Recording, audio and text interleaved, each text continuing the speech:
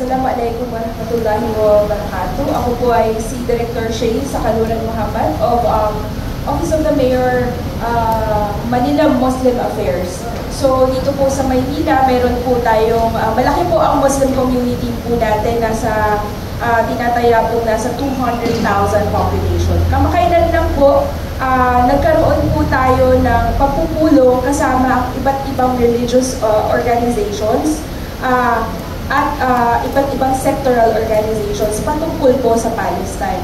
So patuloy po tayong naninindigan sa karapatan pantao. Sinususugan po natin ito mula po sa lungsod ng Maynila.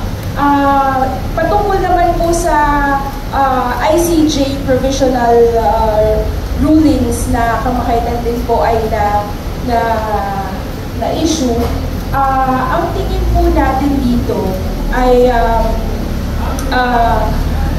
hinihikayat po nito ang partisipasyon ng global community.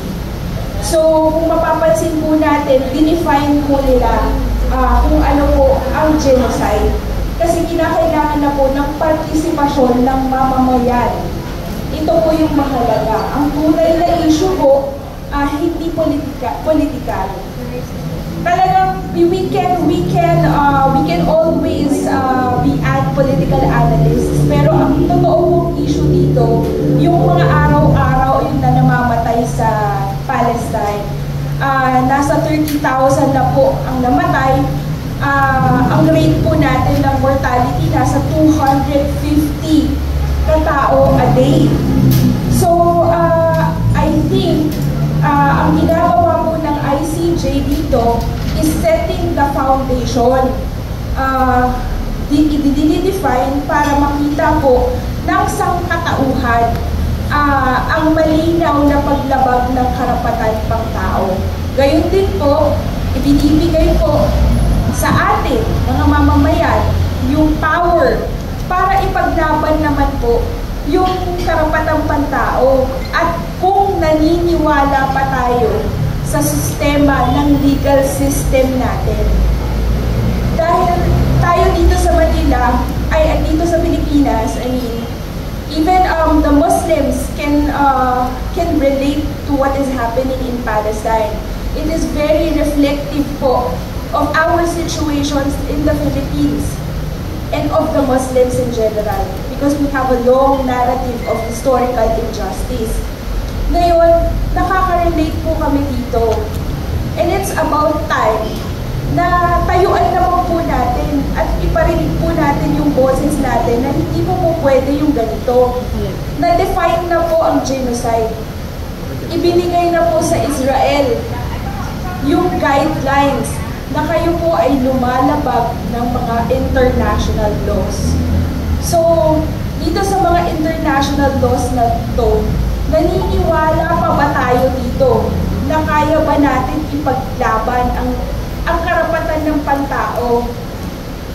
Ang question po dito is, naniniwala ba tayo sa naniniwala pa ba tayo sa demokrasya? Ang demokrasya pa po ba na ipinaglalaban natin para sa mga anak natin? The security that we want for ourselves here in the Philippines is also the security that we want sa taas, sa mundo. Kasi kung wala po, nakakatakot po, that's a very dangerous precedence na malinaw pa na malinaw sa international laws na meron po silang nilalabag na batas. So, kung kukonsintihin po ito ng Israel at ng allies niya, ibig sabihin po, napakadelikado po nun. Napakadelikadong, that will be a very dangerous precedence. Ibig sabihin, dito po sa atin, it can also happen. So kaya po kami, mga kabataan, mga kababaihan, Muslim man o hindi, pag meron pong ganitong pagkakataon, talagang pinaninindigan po natin yan. And this must also be an eye-opener for us to involve ourselves. Kasi kung ano po yung nararanasan nila doon, ayaw natin maranasan dito sa atin. And we might ourselves, we might find ourselves in that situation.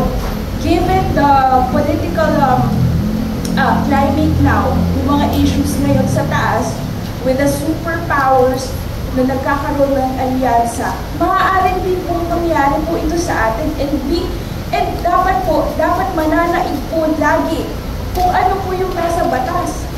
Kaya patuloy po natin paniwalaan yung legal system natin at demokrasya.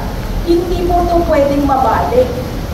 So yun lang po, maraming salamat. Asahan niyo po na kami po mula sa lungsod ng Maynila ay kaagapay po ninyo sa pagsusulong at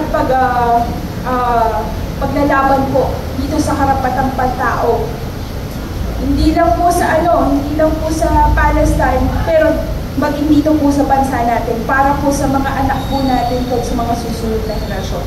Yun lang po, maraming salamat muli, Director Shee, sa kalulan mo kapag po.